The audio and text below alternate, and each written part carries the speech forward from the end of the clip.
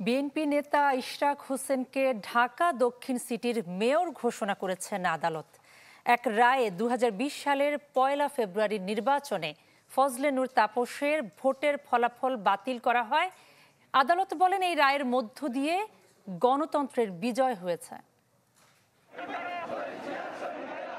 2020 সালের 1 ফেব্রুয়ারি অনুষ্ঠিত হয় ঢাকা উত্তর ও দক্ষিণ সিটি কর্পোরেশন নির্বাচন। এর 1 মাস পর ভোটে অনিয়ম ও কারচুপির অভিযোগ এনে ওই নির্বাচন ও ফলাফল বাতিল চেয়ে মামলা করেন বিএনপির মেয়র প্রার্থী ইঞ্জিনিয়ার ইশরাক হোসেন। যদিও আওয়ামী লীগ সরকারের সময়ে ওই মামলার গতি অতটা এগোয়নি। তবে 5 আগস্ট হাসিনা সরকারের পতনের পর মেয়রের পদ থেকে বহিষ্কার হন শেখ ফজলে নূর তাপস। বৃহস্পতিবার এক রায়ে ইশরাক হোসেনকে জয়ী ঘোষণা করেন আদালত। একই সাথে সাবেক মেয়র ফজলে নূর তাপসের গ্যাজেটও বাতিল করা হয়।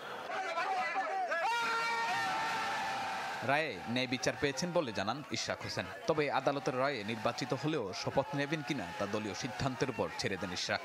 অন্যদিকে তার আইনজীবী জানান, এই রায়ে গণতন্ত্রের বিজয় হয়েছে। আগের যে মেয়র ছিল, যিনি ঘোষিত তথাকথিত মেয়র ছিলেন, ওনার এই মেয়র পদ বাতিল করেছেন এবং ওই গ্যাজেটও বাতিল। ইলেকট্রা রেফ্রিজারেটর, খাবার তাজা তো জীবন তাজা।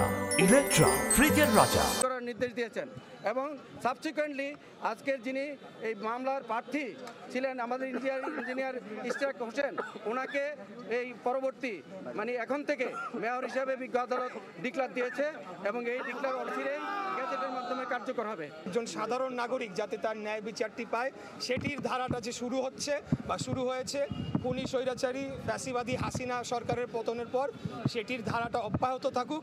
আমি মেয়র হতে পারবো বা আমি মেয়র পদে শপথ গ্রহণ করবো কিনা সেটা সম্পূর্ণ দলীয় বিষয়।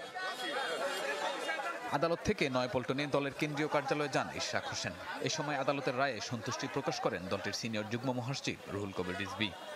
জনাব তারেক রহমান সাহেবকে এটা অবহিত করা হবে। অবহিত করার পর পরবর্তী কার্যক্রম শুরু করা হবে। সে শপথ নেওয়ার বিষয় এবং অন্যান্য যে প্রক্রিয়াগুলো আছে সেই প্রক্রিয়াগুলো শুরু হবে। আমাদের দলীয় সিদ্ধান্ত, আমি যদি ভুল না করি, আমি জানি যে সবার আগে আমরা জাতীয় নির্বাচনকে প্রাধান্য দেওয়া হচ্ছে এবং আমিও ব্যক্তিগতভাবে মনে করি যে স্থানীয় সরকার নির্বাচনটি হলে এখানে ফ্যাসিবাদী শক্তির পুনর্বাসনের সমূহ সম্ভাবনা রয়েছে। শাহনেওয়াজ বাবলু, চ্যানেল 24, ঢাকা।